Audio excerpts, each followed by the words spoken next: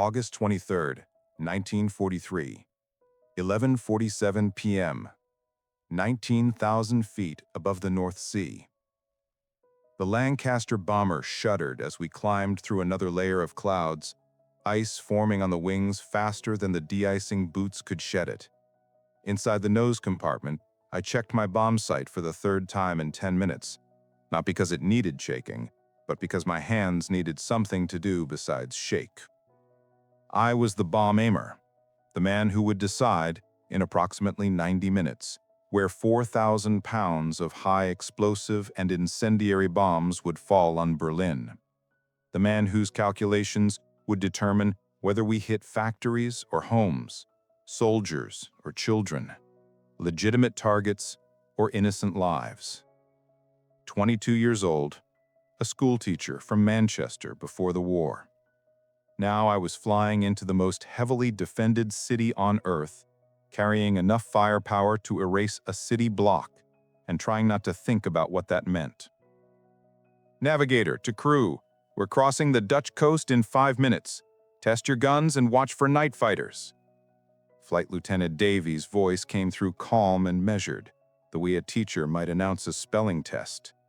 But we all knew what crossing the coast meant. It meant we'd entered the killing zone. It meant German radar had already painted us, plotted our course, scrambled their night fighters. It meant 250 miles of flying through darkness with men trying to murder us. I pressed my face against the Perspex nose cone, looking down at the black void below. No lights, nothing. The Dutch had learned years ago that showing any illumination at night just helped us navigate. Now their country was a dark hole in the earth, punctuated only by the occasional anti-aircraft battery trying to guess where we were. Behind me, in the main fuselage, I could hear Sergeant Miller manning the mid-upper turret. The hydraulic motors whined as he tested his guns, 4 Browning 303s that would be our primary defense against fighters attacking from above. In the tail, young Tommy Henderson, just 19 on his 3rd operation, would be doing the same with his 4 guns. 7 men in a metal tube, flying toward hell, each of us trying not to think about the statistics. Bomber Command was losing 5% of aircraft on each mission. We'd already flown 11 operations. Basic mathematics said we should have been dead 3 missions ago. Bomb aimer, this is pilot. What's our load tonight? Squadron Leader Peterson's question pulled me back to the present. I consulted my notes, though I'd memorized the details hours ago during briefing. 4,000 pounders mixed payload, Skipper. 2,000 pounds high explosive, 2,000 incendiaries, plus 1 cookie. The cookie. A 4,000-pound blockbuster bomb, designed to blow off the roofs of buildings so the incendiaries could get inside and start fires. We called it a cookie because some RAF officer thought giving a devastating weapon a cheerful name would help crews cope with what they were doing. It didn't help. Not really. Good. Weather office says Berlin should be clear tonight. No clouds to hide their factories. Factories. That's what we told ourselves we were bombing. The Siemens electrical plants. The Daimler-Benz factories. The railway yards. Legitimate military targets that happen to be surrounded by homes and schools and hospitals. But I'd studied the target maps. I'd seen the aiming points. I knew that even with our best efforts, with the Norden bomb sight and careful calculations, we'd be lucky to hit within half a mile of our intended target. And half a mile in Berlin meant a lot of apartment buildings. The flak started over Holland, orange bursts in the darkness that looked almost beautiful until you remembered each one was designed to tear aircraft apart. The Lancaster bounced and shuddered as concussions hit us, and I heard Peterson grunt as he fought the controls. Flak, predicted, 11 o'clock high.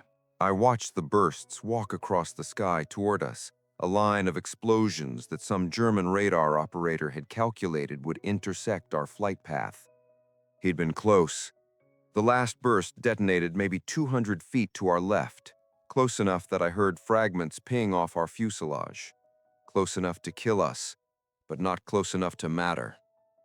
Navigator, give me a course correction. I want to avoid that predicted flak.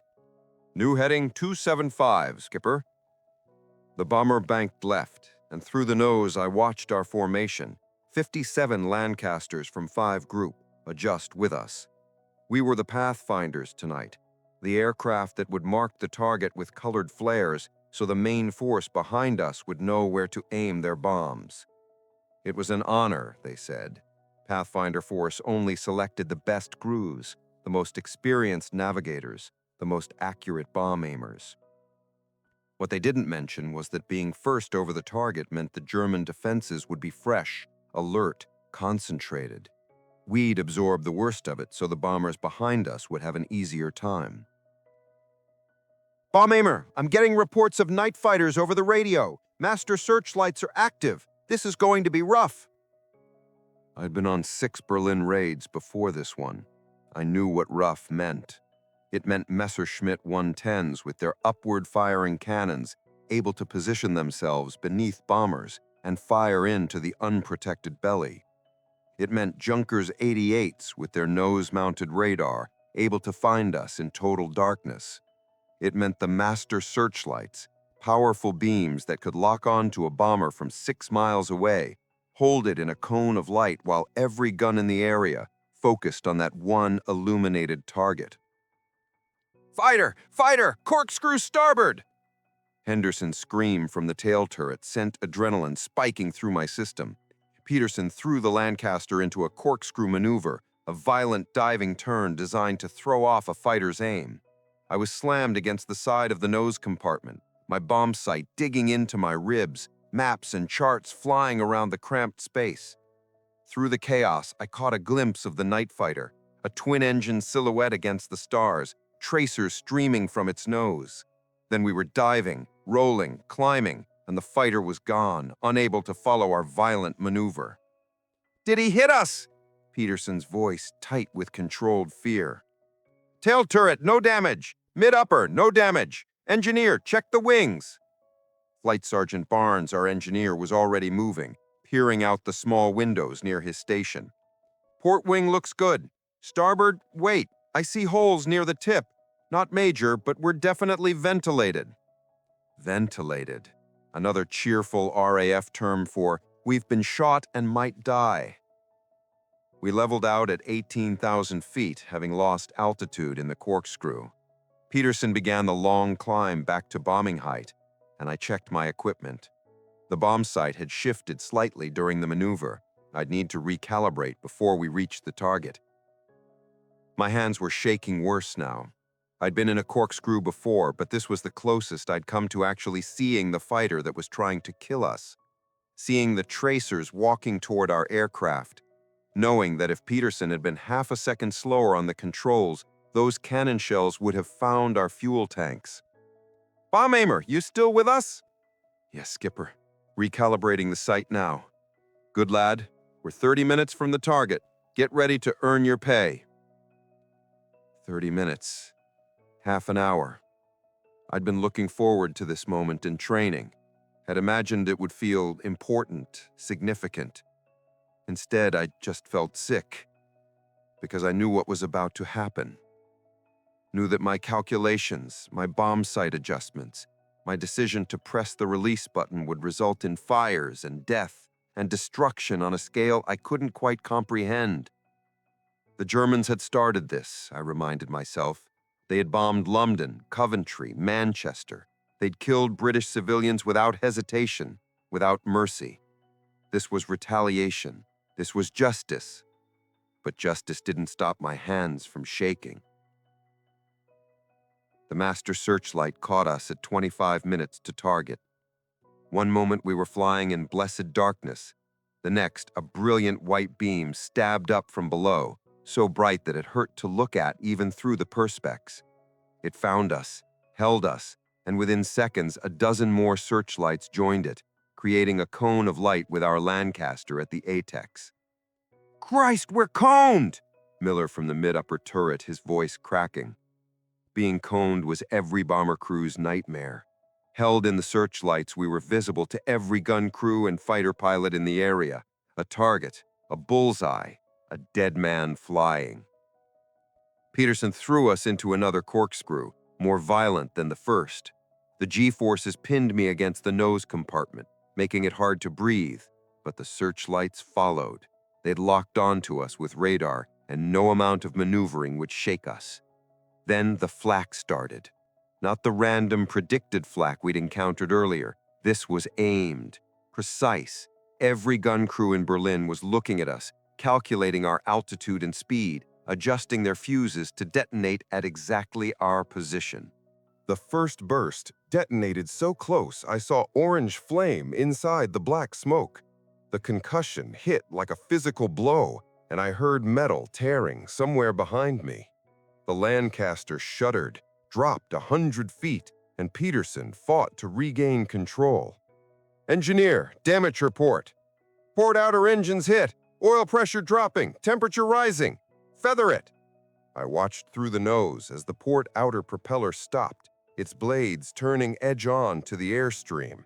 We were down to 3 engines now, and 3 engines meant less power, less speed, less altitude. It meant we were becoming an even easier target. Another burst, this one ahead of us, and we flew through the smoke and fragments. Something hit my bomb sight, a piece of shrapnel no bigger than my thumb, and the delicate mechanisms inside made a grinding sound that told me the sight was damaged. "Bomb aimer to pilot! Bomb sight's hit! I can't use it!" Silence on the intercom. Everyone knew what that meant. Without the bomb sight, I couldn't calculate the proper release point, couldn't compensate for wind, altitude, speed. Any bombs we dropped would be guesswork, might land anywhere. "Can you fix it?" Peterson asked. I examined the damage in the dim red light of the compartment. The shrapnel had torn through the sight's casing, destroyed something inside that I didn't have tools or knowledge to repair.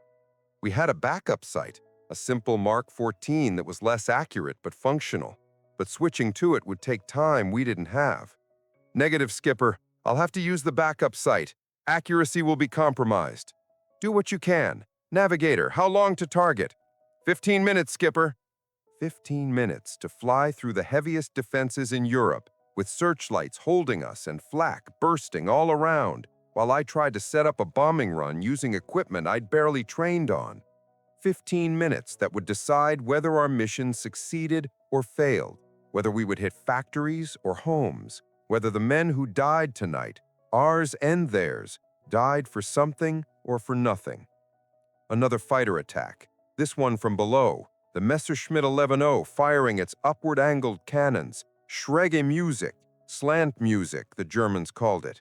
I felt the impacts along our belly, heard Henderson screaming from the tail turret as he tried to suppress the fighter.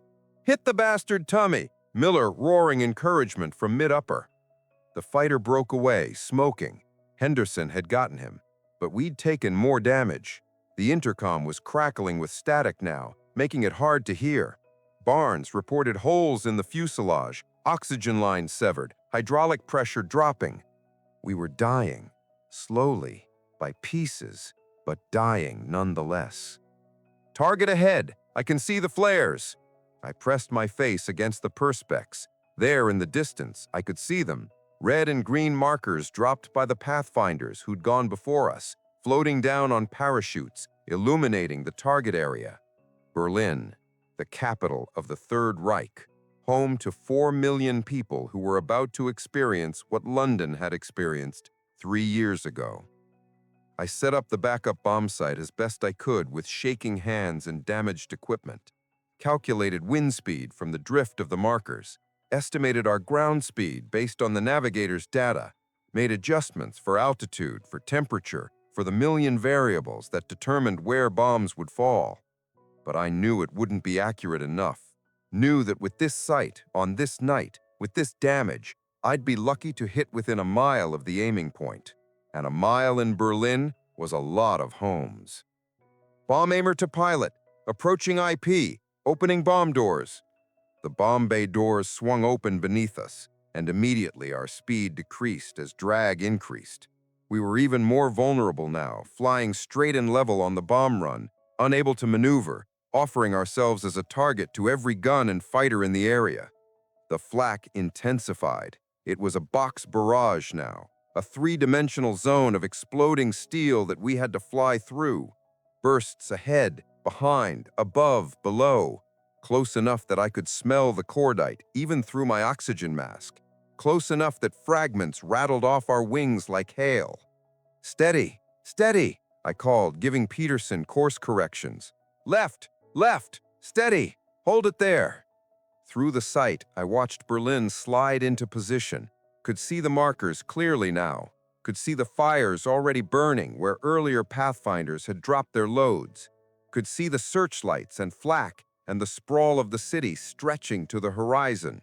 4 million people, most of them sleeping, some of them in shelters, huddled together, waiting for the bombs to fall. Mothers holding children, old men who'd survived the first war wondering if they'd survive this one. Soldiers on leave, doctors, teachers, shopkeepers, people who'd never asked for this war but would suffer its consequences. And I was about to add to their suffering. Bomb aimer to pilot, target in sight, commencing bombing run. My finger found the release button. The backup sight's crosshairs drifted across the target area, and I made final adjustments, knowing they were inadequate, knowing the bombs would fall wherever physics and probability decided. The cookies went first, the 4,000-pound blockbuster that would blow roofs off and create the conditions for maximum fire spread. Then the high explosives, then the incendiaries, 2,000 pounds of magnesium and thermite designed to burn at 3,000 degrees, hot enough to melt steel, impossible to extinguish with water. Bombs gone, bomb doors closed. The Lancaster lurched upward as 4,000 pounds left the bay. Peterson threw us into a climbing turn, trying to gain altitude for the flight home, trying to get us out of the searchlights and flak that were still tracking us. I watched the bombs fall, couldn't help myself. Watched them tumble toward Berlin, spinning slowly, accelerating as gravity pulled them down from 19,000 feet. 30 seconds of fall time. 30 seconds for the people below to realize death was coming, to run for shelter, to pray, to accept that this might be their last moment. Then the explosions, orange blooms in the darkness, the blockbuster first, a massive detonation that I could see even from 4 miles up. Then the high explosives scattered across the impact area. Then the incendiaries, hundreds of small fires that would merge into firestorms. "Good bombing, bomb aimer, let's go home."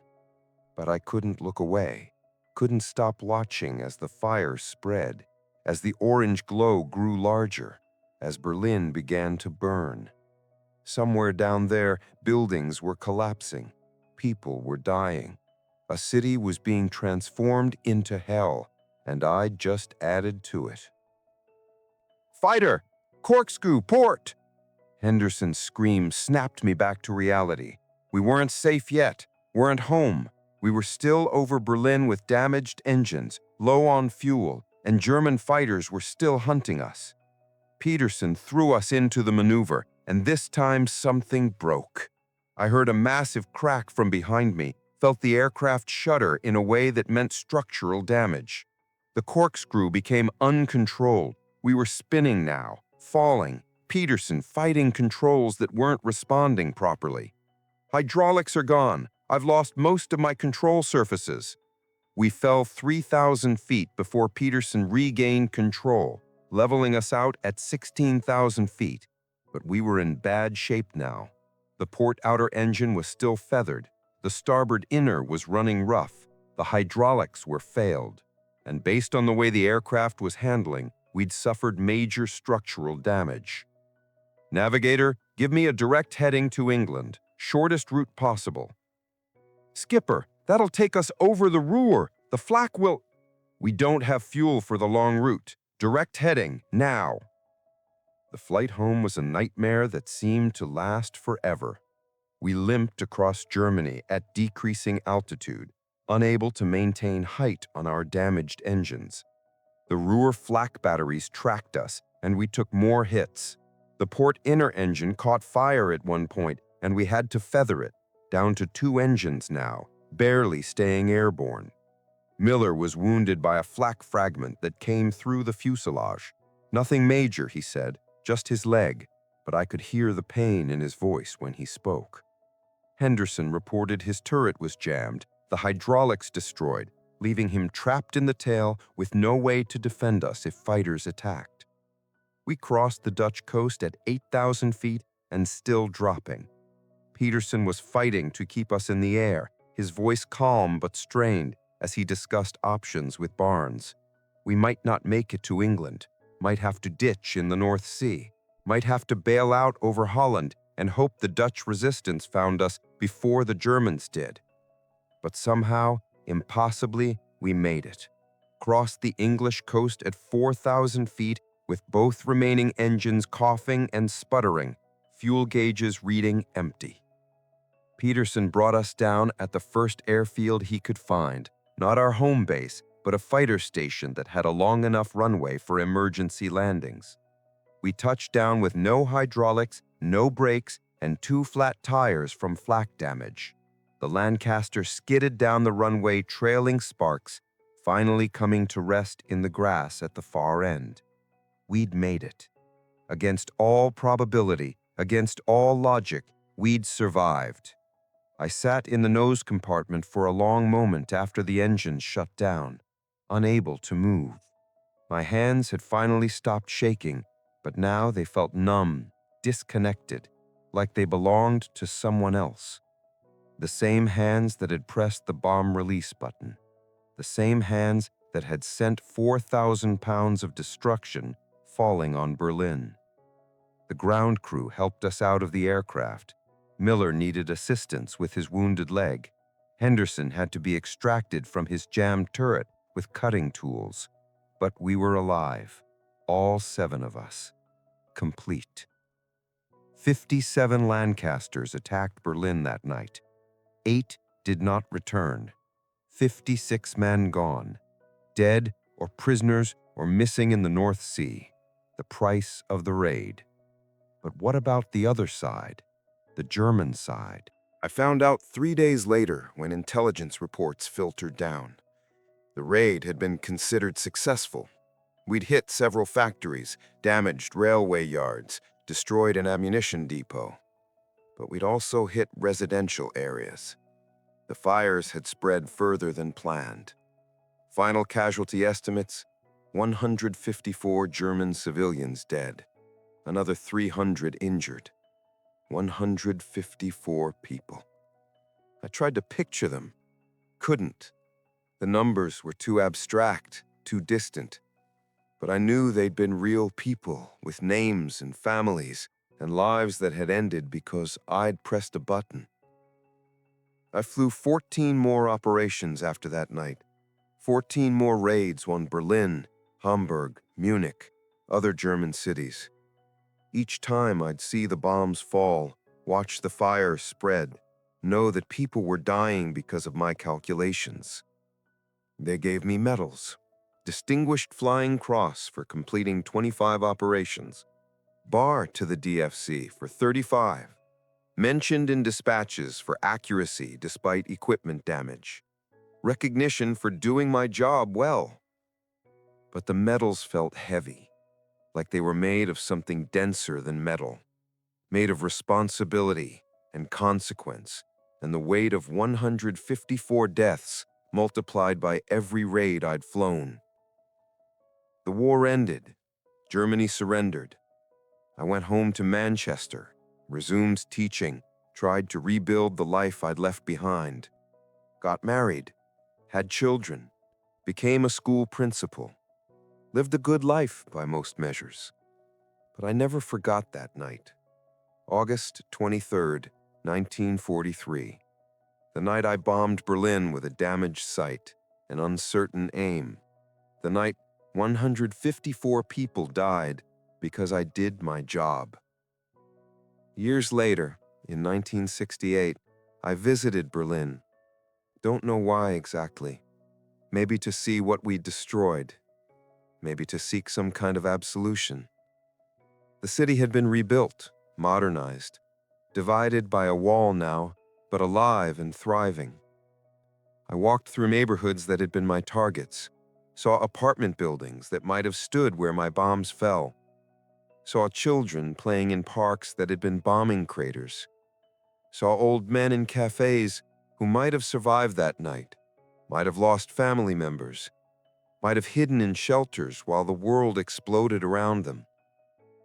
I wanted to apologize, wanted to explain that I had been following orders, doing my duty, fighting what I believed was a just war. Wanted them to understand that I hadn't wanted to kill them, that every bomb I dropped had carried a weight of guilt that I'd never shed. But I couldn't, because they'd been fighting what they believed was a just war too. They had been following orders, doing their duty, protecting their homeland. And in the end, we were all just people caught in something larger than ourselves, making impossible choices in impossible circumstances. I never told anyone about that visit. Never explained why a British schoolteacher spent a week wandering Berlin neighborhoods, staring at buildings, watching children play. My wife thought I was having a breakdown. Maybe I was. The truth about war that they don't tell you in training, that doesn't appear in mission reports or medal citations, is that everyone loses. The dead lose, obviously, but the survivors lose too. We lose the ability to sleep without dreams of falling bombs. We lose the certainty that we did the right thing. We lose the innocence that lets you look in a mirror without seeing ghosts. I was the bomb aimer who destroyed Berlin with a damaged sight, who killed 154 people on one night and helped kill thousands more over the course of 39 operations, who received medals for accuracy and commendations for completing my tour. But what I really was, what I still am, is a 22-year-old school teacher who dropped bombs on cities and spent the rest of his life wondering if the mathematics of war ever actually add up. Berlin burned twice for me, once on that August night in 1943, when my bombs fell and the fire spread and people died, and again in my memory, every night for 70 years, where the flames never die and the weight never lifts, and the question of whether it was worth it never finds an answer. That's the truth they don't put in history books. That's the story beneath the statistics and strategy and heroic narratives. We bombed Berlin, and Berlin burns forever.